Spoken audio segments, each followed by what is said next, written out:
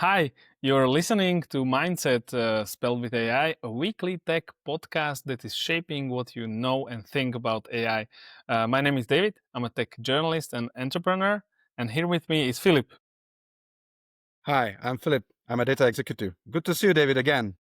Hi. How have you been? It's been very hot recently, and not only outside, but also on the AI field. So we have a lot of interesting topics to discuss, and also super eager to have your opinions on today's topic, which is going to be around Meta. So let's get into it.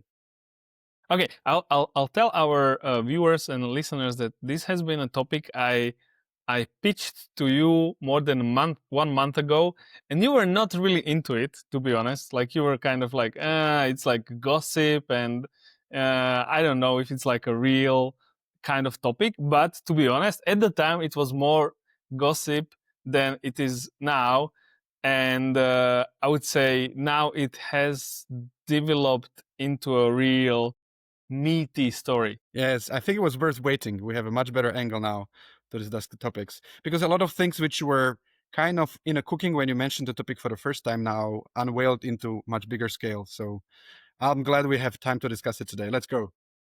Okay, so I'll tell you where we are at the moment. So at the moment we are at at a point where New York Times, all the big news publications are kind of covering Mark Zuckerberg's kind of takeover about of the AI division and his spending spree. And how we got here, I think we can trace it back to the launch of Llama 4. And maybe I that's a would agree. good segue for you to explain what went wrong with Llama 4. Yes, so you're right. I think that the things got a little bit more dramatic or more to the focus of the external media and observers when they announced Llama 4. And for two reasons. First of all, Llama 4 was like longly expected because the last Llama 3.3 has been on the market for quite a while, compared to how quickly the AI products are released, right? So everybody was kind of waiting. And also, I think open source community was kind of looking up to them because what has to be said, that with the Llama project, Meta significantly propelled the open source development of the models because they were one of the first very good ones which were open source free to use, and a lot of other research labs use them either as a benchmarking or even a building stone. This is also said that a DeepSeek was building on some of the Llama things as well, right? So I think until Llama 3.3, there was like obviously a very positive connotation of Meta and AI.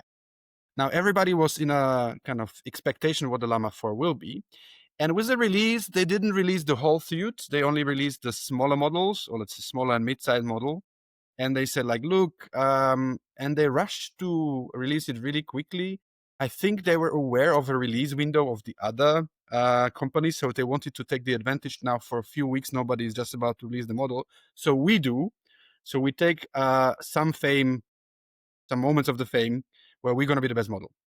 But the best model was a bit of a questionable piece in that because the community caught them red-handed in a way that they were selecting and cherry-picking some of the specific benchmarks on which they were doing really well.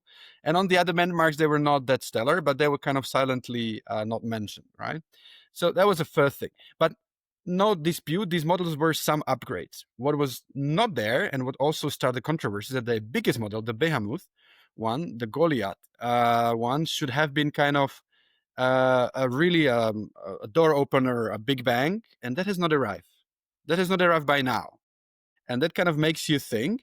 And this is probably the start where also Mark Zuckerberg got a little bit frustrated because there were some insider reportings that he didn't really like, that he was angry with the state, that he kind of fired some people or threatened some people with termination if the things don't get right. And I think this is the moment where we can trace the Zuck's involvement in this and his attempt to, hey, I am so frustrated with this, I need to involve myself. So the backstory which the New York Times reported during like this week when we are recording this now, I think the reporting came out June 27th. They said before. So first of all, Zuckerberg boasted that the biggest model, Behemoth, is a beast, right? So like he said it on his social media, I think even repeatedly, and so it hasn't arrived by yet. And before the release, there was an internal push, mainly from him, that he wants to rival with this biggest model those models which are top of line, state of the art, from the likes of OpenAI, Anthropic, and Google. And this has not happened. And after it kind of fell apart, which was around after the proposed release of the models, where, if you remember, was LlamaCon, the big developer conference of for AI from Meta, and that didn't do any, like, there were no headlines. Reportedly, some developers came away kind of disappointed with how the models performed. So it kind of was a fail, you can say. And after that, it is said that Mark Zuckerberg put all his like top lieutenants into a WhatsApp group, and they started brainstorming what to do. And the after effects were that they started this hiring spree. Him personally, I mean Zuckerberg, he went around and he asked dozens of AI researchers and developers to come over to work for Meta. He poached by this time, I think, for OpenAI researchers from the Zurich lab, and some of the bonuses that were reportedly offered to those researchers were 100 million sign-up like bonuses. Again, when asked about this on an internal meeting of Meta, CTO of Meta, Andrew Bosworth, he said, it's kind of like over hyped, and we did not offer 100 million to everyone, and it was also not 100 million in cash, and etc., etc. But he did not kind of deny that there were at least some. And again, New York Times confirmed this, so I really believe it. But it's like, it's unbelievable. Yes, so I have two comments to that. So first of all, I was checking my email twice a day in this period. So if I get an email from Zuckerberg, because it was believed that if you're working in AI industry, you never know if he does not kind of ask you to join, but didn't happen for me. But the second thing which I want to say here, a bit more serious note, is I think what is important, David, here is to understand what is the actual motivation of a Zuckerberg. Because I think with these kind of moves, it's obviously an overkill. Hiring people for $100 million sign-up bonus is overkill. Okay, you could say that you could be in a desperate situation and then you do desperate things. But Meta is not a desperate situation when it comes to AI. Even if they keep using Llama 3.3 for a year ahead, well, it will be not the best thing, but the gap to the best would be still acceptable. So it's definitely not like you are 80% behind the market and like you have to do something in order to do that. So for me, and this is one thing which I have a hypothesis about it, but I'd like you to comment on that as well. And probably at the end of this episode, we can agree of where it was. But for me, the essential thing is, why is he doing this? Why is he doing this? And because that is probably also giving a bit of a twist to the other things which I would like to discuss with you, including the scale AI, including the hirings. So let me take a chance on you. Dave, what do you think? Why is Mark Zuckerberg doing this?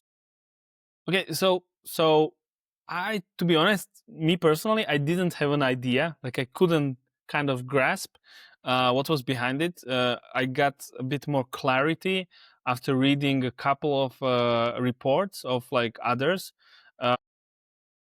Like reporters who talk to someone who talked to him, his inner circle.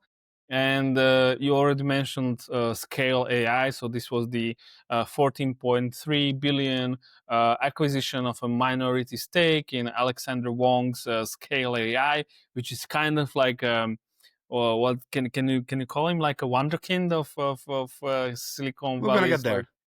We're yeah, gonna okay. get there.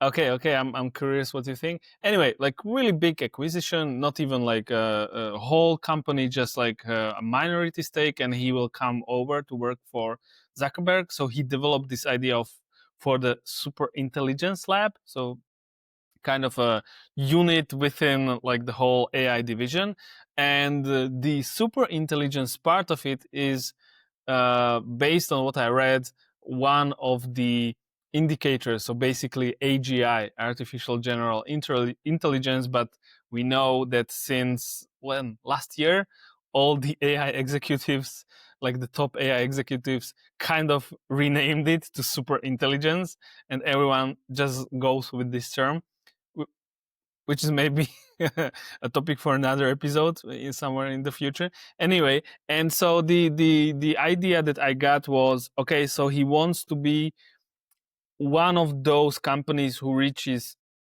super intelligence, possibly the first one. Cool. Well, I'm glad you're saying so, because this is what probably looks from the outside as the reason. And I'm afraid that this is what probably Zuckerberg wants the external environment to think is the reason. Now, I don't think so. And let me explain why. Because these bold moves, acquiring a Scale I, thumbs up, right? A very progressive AI startup worth billions. Why wouldn't you buy it? Even as like an investment itself, right? It's probably a good idea, and having it as a strategic investment is probably even better idea. So thumbs up. Now, hiring people for 100,000 millions, well, not that great, but there are two underlying reasons why I think this is happening. The first of all is Zuckerberg's specific position in Meta. Like in none of the other organizations, maybe with a little bit of the exception of the OpenAI, but even in OpenAI, the CEO does not have such a strong kind of legislative or let's say voting power to get this. Like imagine that in Microsoft, I'll be coming to the table. I want to have 100 million sign-up bonus somebody. There would be a lot of opposition to that idea, and it would probably leak out before it was approved, and so on and so on and so on. The problem is that in Meta situation, whatever Mark Zuckerberg wants is going to happen. And he simply decided he wants to make this happen. So there is no counter or check balance for whatever he wants to do. So it's obvious it has to be his own idea, because I see no way, like in Meta, somebody else came with the idea and Zuckerberg, who has like ultimate veto power about anything which happens in a Meta, jump on the idea. So it's obviously his own personal decision to make it. Now, that brings you to the second point. So is he scared? Is he kind of seeing some big business opportunity behind it and he's greedy, that he's willing to spend like hundreds of millions of dollars just to sign up the people? And we're not, none of us is psychologists, so we shouldn't like do a diagnosis here of Mark Zuckerberg on the fly. But if you think about it, there are probably two reasons for why he's doing that, and a half additional reason for Scale AI, which I say for when we're going to do the Scale AI part. But for general, I think one of the strong reasons why Zuckerberg is doing this, he's seeing Apple. And he's seeing like how badly the company can go if it ignores the AI trends. And he probably, as he also kind of probably hates Apple for very good reasons, would not like to end up in the same corner. So I think for him, it's like a double stingy thingy to be in the same corner as Apple when it comes to AI. He doesn't even want to be mentioned in the same corner probably as Apple when it comes to being behind the AI. So that's one thing. So he has a like real example of how bad it can go if you ignore it. The second thing which he is present here is that originally, I think we discussed it already when we were, you were asking me like who is doing good and best for this year in AI. And we were discussing the Meta's open source models as well in one of the episodes. So I told you that I think that the strategy of Mark Zuckerberg has been to poison the well for others So bring up the Llama as a open source free so that you limit the business potential of the others. And this way you keep them like growing slower. Because if they cannot monetize the models as quickly as they wish, then they cannot invest as fast into. So it's a little bit kind of a handbrake on the others strategy. Now, I think Mark Zuckerberg has realized that his handbrake is not being effective anymore because his models are not strong enough to compete. So the gap between the OpenAI, Gemini, Anthropic, and other models are getting wider and wider. And so the handbrake effect does not work. And if he wants to pursue his strategy, he needs to make sure that the models are at par. And I think this was the kind of a logic behind. How does that sound to you? Yeah, it sounds more reasonable, I would say. All right. So let's go to the Scale AI. What do you think about the acquisition of the Scale AI on the first place? Like, you read about it in the news, you had a chance to maybe hear some kind of expert opinions. You probably, I'm not sure if you had a chance to study the details of what they do and how they do, but on a first view, what do you think about the Scale AI acquisition, David? So it's tricky because scale AI, unless you're deep into AI, it's kind of like it's not the kind of company you would hear about. Uh, uh, it's not like Meta, Google, or etc. At the same time, again, based on what I read about them, was many of the AI labs have been working with them, and they have assisted a lot of them. But apart from that, it's kind of a black box for me, like what they really do and what is like what's the thing that you should buy them for, apart from like maybe having really some top AI researchers or developers. So it's still an unknown, to be honest, for me. Yes, and I want a little bit kind of look under the hood today. I'm going to give you a bit more of details why I think it's a good or bad fit for Meta. But before going into it, David, how would you think that the market has received this? I mean, you are kind of reading the analysts, talking with about the topic. What would you say was a general mood about this acquisition of a Scale AI? Um, I think the if again I remember correctly because it was a couple of weeks ago. The mood was kind of like it was a big thing. Like everyone kind of applauded the uh, the acquisition. I haven't, to be honest, heard many critical voices saying anything about it. Exactly. And that's an interesting combo because let's combine the two pieces of information which you said before. So even people like you who watch the AI, take effort into studying the things, is a little bit of a black box what Scale AI is, but everybody cheers the acquisition. Isn't it strange? Now, I think it has 2.5 reasons why I think this is happening. And now I'm gonna unbox it if you don't mind. Let's So go. first of all, it is really stupid, but for people not really involved, it has two important words. It's a scale and AI. So imagine you are a Meta and you acquire somebody who is called Scale AI. Doesn't it sound like a great business idea? Doesn't it sound something like a Meta would definitely need to? It does, you know? And funny enough, that's not what the Scale does, you know? So that's the funny part about it. If you look into what they do, they don't actually scale AI. And that's the funny part about it. So everybody cheers like, oh yeah, they bought a Scale AI. Now they're going to like really push. And I think it's a PR stunt. It's one of the kind of course I don't think so they spent 43 billion for this PR stunt, but I think it's an interesting side effect of it because as you said, most of the people, unless you really take an effort into studying detailedly what they do, have no very good idea of what Scala does, but everybody cheers like Meta acquiring it. So that's one reason. Now to more serious reasons. So what Scale AI really does is interesting. They have a three legs of the business. Two of them are pretty known. One of them is kind of not very talked about, a little bit a Voldemort of AI, I would say. So here's the thing. So first, they are producing benchmarks. So they have a separate lab and arm, which is comparing the models available, mainly LLMs, so large language models, in their efficiency. Now, and that makes a little bit think. So, okay, Mark Zuckerberg, has a trouble with he can't get the Llama 3.3 to Llama 4. They can't get it. The behemoth doesn't work the way that they worked. Now they acquire companies who what it does, it compares the other models in which are their weak points and strong points. That makes perfect sense, right? Because all of a sudden you gain a lot of insights, because probably this lab is decomposing the model into the pieces and knowing what the architecture is and so on, right? So you buy somebody who knows how the others are doing it. That's one arm of a scale AI. The second arm of a scale, they actually produce a data sets, synthetic data and also combined data to train the models. Okay.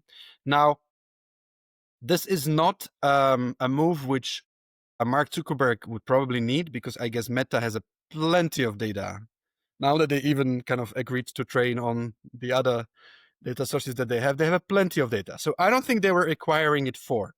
But this is an interesting move. And this is an interesting move because of why Alexander Wang actually accepted the offer. Because I'm not sure if you follow the story, but almost immediately after they announced the acquisition, all the big players said, okay, now we are not a customer of Scala anymore, because like your models are being compared, your data is being exposed, so it makes perfect sense. And I'm quite sure that they knew this is coming.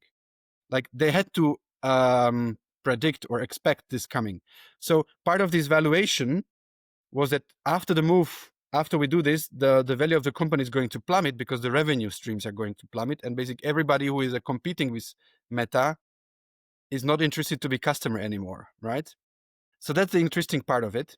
And this is also why they probably kind of didn't buy a majority stake, because if they did, they would have to financially write off the goodwill of that really quickly. So this is one of the reasons why they probably didn't buy majority. Now, the second reason, and there is just very quickly a half reason, which you might laugh about, but the more and more I was studying about it, I think it's realistic, and that is that look at the history or like a life story of Alexander Wang. He is a young entrepreneur who in 20s become a billionaire, self-made, super important, complete control of his own company that he was kind of able to hand over this to Zuckerberg, and then even become like a Zuckerberg's right hand for the AI. I again, we are not here to do a psychoanalysis, but this sounds too similar to Mark Zuckerberg's story of his own, right? And I'm just not sure if he doesn't see this extra X factor effect in Alexander Wang, like he's seen himself in his 20s doing the business as well. So that's what I think about the Scale AI acquisition. Which part of that would you pick on as most interesting for yourself? Well, for me, obviously the last one, right? Where this is. Are you seeing it as like a mirroring thing, or is it? Would you say something like a succession thing? No, I don't think so. It's all the way to succession thing. It's probably just like seeing a younger version of you makes you feel a bit more related or inclined to do business with that person, because yes, he is exactly as I have been, and maybe there's a little bit of the mentorship thing. Maybe Zuck is kind of proud enough to think himself that he can kind of mentor. Zuck did a lot of mistakes in his 20s and 30s, to be fair. So he has a lot of to share. So I think, but there's one more thing which I told you, that there is one leg of the Scale AI, which is like a Voldemort leg, which nobody names and Oh talks yeah. about. And that is interesting. And this one I didn't know myself unless I studied. So I have to say that it's probably intentionally not communicated too much, but they have a lot of state of defense contracts as well. And guess when they gained them? They gained them in a Trump's first administration. This is interesting because, and then next makes you a little bit think. So how on earth, back then he was what, 24, 23 years old, CEO gets a contract from State of Defense for kind of a top secret missions, right? So, and they were doing like a drone attacks prevention and other things. So they were not doing like a light stuff. They were doing pretty heavy stuff, right? So that makes me a little bit think if he's such a wonderkin, because you asked me if he's a wonderkin. it sounds to be too good to be true for me. So I rather think that there's probably some other characters and players involved in this game which we are not aware of, which are probably behind the curtain, and makes look like Alexander were like a wonder child. As I said, I can't imagine a 23-year-old or 24-year-old CEO like making such a great product that the generals of U.S. Army will kind of come and beg on their knees to have the software for him. So that's a bit of a strange story to me. Yeah. Also, didn't Meta announce some defense contracts lately? I mean, they acquired. There was this story that they acquired the startup of the ex CEO of Oculus. I forgot the name of the startup now, but and through that they're gaining some leg in the defense. And also there was this story of the CTO of Meta, Andrew Bosworth, joining the army unit 201, I think, which is kind of like you can, as a civilian, advise the army on some, like, stuff which is probably going to be some AI use, etc. Yeah, there's obvious a warm up of relationship between the army and like the part of defense and the tech world, because also I heard that some of the top executives from the OpenAI and other like progressive labs are now becoming reserve soldiers of the army, which means that you can be involved, but you're not necessarily need to go into the combat, but you can be at least involved in the operations. So that's interesting. I honestly would have to be a very interesting opportunity for me to be interested to think about like signing up as a reserve for army to do my job. Would have to be really interesting opportunity. But that's happening. But leaving that aside, so I think that there's much more to the story than the PR part of it. But it's interesting how positively this was addressed. I think it's a little bit also in contrast with the last piece, and that's the salary thing. So, what do you think about these 100 million sign-up bonuses, and what do you think how that is going to play into cards of Mark Zuckerberg and Meta? Okay, first of all, let me just say that the end of year bonuses for tech CEOs of like Apple, Microsoft, etc. for last year have been like 65 million, 75 million. So it's like even more than Tim Cook got for his efforts, or like Exactly. Satya Nadella for his efforts in last year. So it's like kind of ludicrous in a way to suggest that, okay, an AI researcher could bring in like something more than like a CEO with like a trillion or a multi-trillion dollar company. Uh, so so so that's weird. Like that's kind of like, goes crazy.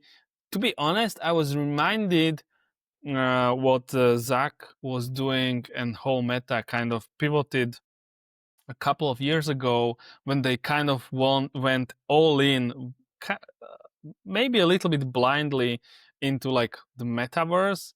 And I feel like they're doing it the same with AI, although with AI contrasted to metaverse, the whole industry is going into AI. So it's not like, oh, we're doing something like no one else is doing. No, we're doing the same thing which everyone is like most hyped about. But I mean, it seems desperate, to be honest. Like that would be my conclusion. Yep. I'd like to talk about the desperate element in a second, but just going back, it also reminds me of some of the things of Meta history back then when it was still Facebook, but maybe a different one. Because yes, the metaverse comparison really looks, but as you rightly said, this was very different because metaverse was like this fixated Mark Zuckerberg's point of, hey, this is going to be super important. It was more or less his personal bet on, hey, this is going to go. And it was a failed bet, we all know. And then the market forced him to kind of take it down. With AI, it's in a different situation. So it's everybody is doing it, and therefore we need to be part of it. to be honest with you, David, this reminds me more of times where Mark Zuckerberg was buying Instagram, buying WhatsApp. So kind of making a proactive move. And the history here repeats that he was not able to build an internal team to build something like that. And he realized it's cheaper for him to simply buy out the competitor and integrate rather than kind of build it ourselves. And especially as he's now trying to hunt the AI engineers for such a great amount, it looks to me more like, hey, I can't build this internally. I have to buy this in. And with all the respect, like most of his acquisitions back then has been a pretty successful ones. So these were the good times of, at least business wise. I don't know, like culture wise, but business wise, like buying Instagram was a great idea. Like buying WhatsApp was probably a great idea, right? So um, I think that they are looking at it in terms of like, we need this element. This element is so hot on the market that we need to buy it because we can't build it ourselves. Now to the desperation part, which you mentioned. I find it pretty ridiculous because so when you look at how models are being built, DeepSeek took Llama, built it on, create something better. Now they publish it. They did publish how they write a lot of blogs. They published a lot of architecture things, and therefore this is why they got an extra credit, not just because they are cheap, because they were pretty innovative. Now, if you had engineers to build Llama 3 and you have the other companies building up on it, you don't need 3 or 5 people whom you give $100 million each to take you to that idea, because the concepts of where does it go are relatively known. It's not a secret. Like this is not like a chemical new element which is being somewhere secretly prepared. There's a lot of white papers about it. There's a lot of discussion about it. There's a lot of rumors about it. By the way, if you wanted to know how the OpenAI is doing it, there's a way to find it probably for less than $100 million, right? You can, for instance, license the model for 100 million models and have it completely at yourself, right? So I really think it's a desperation, and I think it's a bit of a PR stunt as well, again. So I think Mark Zuckerberg, and that brings me to the original idea of why is all my Zuckerberg doing this. I think Mark Zuckerberg is getting to the point where he wants the market to think that he is all in on AI. Because the scale AI acquisition, as I told you, like he bought things which not everybody understand what they are, but everybody cheered at. He is like ready to declare himself involved and like spend hundreds of millions to poach people. So I think that it looks to me, because if you wanted to know what these people know, they don't have to spend $100 million to get them signed. But the fact that he is willing to say so and he's kind of leaving it on a table means that he wants the market to think that he's ready to do that. And that's an interesting part to it. Let me make 2 points and then we can wrap up. So one thing when you were talking that came to my mind is it's funny how it shifted, because 3-4 years ago the headlines were many of the young AI developers, researchers, like whoever. Meta was one of the companies that they were kind of like wanted to get in, like they were doing open source. They liked it. You're working on something. Millions, even billions, are going to use. So the proposition to like a young engineer was come build with us, and it helped them acquire the talent. Now it's kind of the opposite. From what I read, they're leaving. They're not happy with like what's going on.